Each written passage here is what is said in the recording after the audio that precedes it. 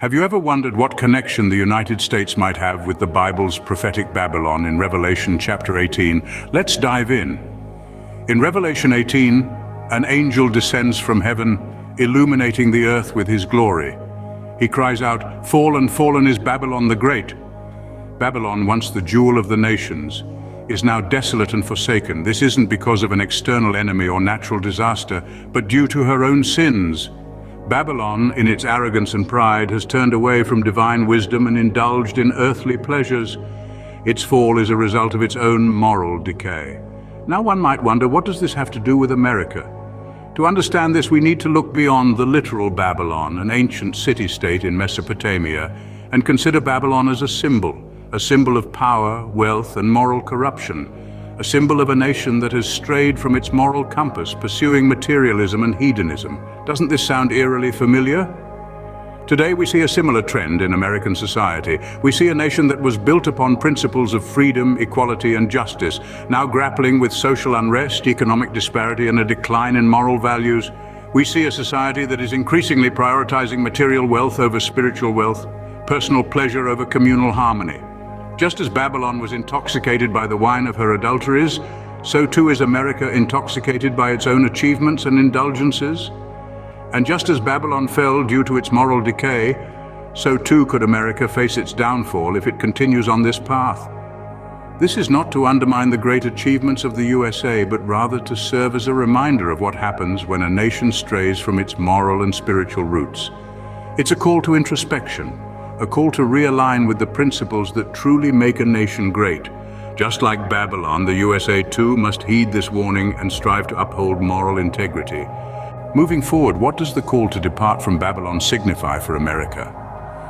In the book of Revelation, chapter 18, verses 4 to 5, there's an evocative passage. It speaks of a voice from heaven calling out to God's people. The call is clear: "Come out of her, my people, so that you will not share in her sins, so that you will not receive any of her plagues. For her sins are piled up to heaven, and God has remembered her crimes." This passage is often interpreted as a call to depart from Babylon, a city described as consumed with corruption and sin. But if we consider Babylon as a metaphor for the USA, this becomes a call for America to distance itself from any practices and systems that buttress corruption and perpetuate injustice. It is a call to reject the sins of Babylon, the greed, the deceit, the exploitation that have become so entrenched in the fabric of society. The departure from Babylon is not a literal exodus, it is a spiritual, moral, and ethical journey. It is about rejecting the allure of power and wealth achieved at the expense of others. It is about choosing integrity over corruption, justice over oppression, and truth over deceit. So when we hear this call to depart, we should understand it as a call to action, a call for transformation within the heart of America, a call to build a society that is fair, just, and equitable. What could be the consequences if America, like Babylon, doesn't heed these warnings? Consider Revelation 18, verses 6 to 8. These verses paint a chilling picture of Babylon's punishment, a consequence of its own actions. "Render to her just as she rendered to you, and repay her double according to her works. In the cup which she has mixed, mix double for her.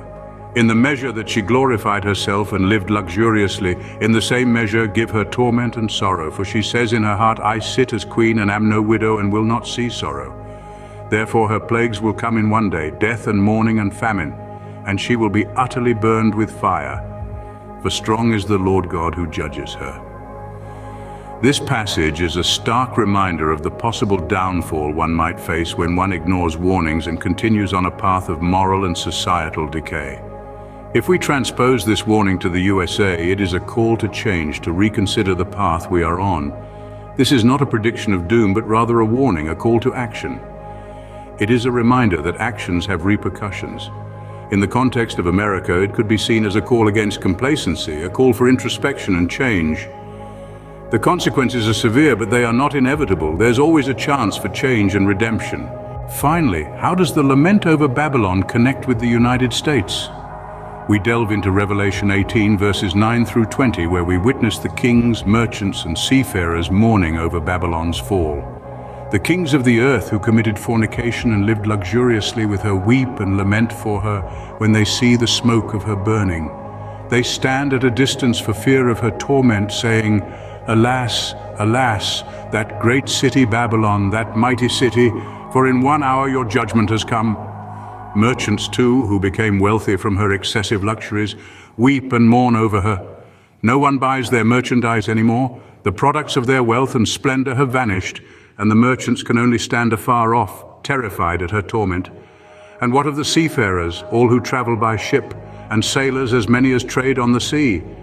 They too stand at a distance, crying out as they see the smoke of her burning, saying, "What city is like this great city?" They cast dust on their heads and cry out, weeping and wailing and saying, "Alas, alas, that great city in which all who had ships on the sea became rich by her wealth. For in 1 hour she is made desolate."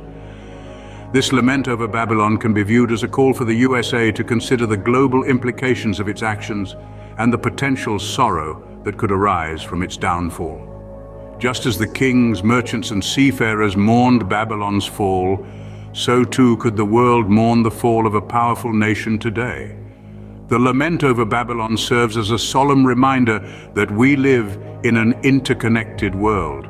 The rise and fall of nations, particularly those of great influence and power, have far-reaching effects. It's a call for introspection, not just for the United States, but for all nations.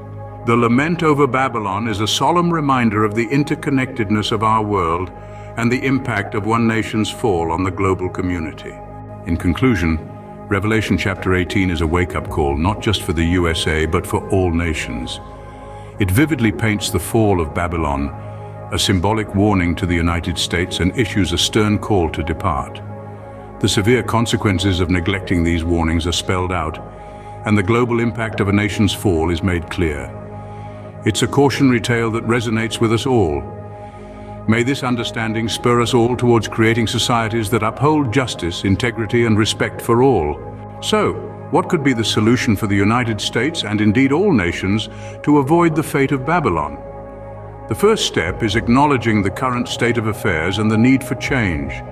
We must take a hard look at our societies, introspect on our actions, and recognize where we've gone astray. Next, it's about collective action. Each one of us, from individuals to communities to the highest echelons of our governments, has a role to play in bringing about this change.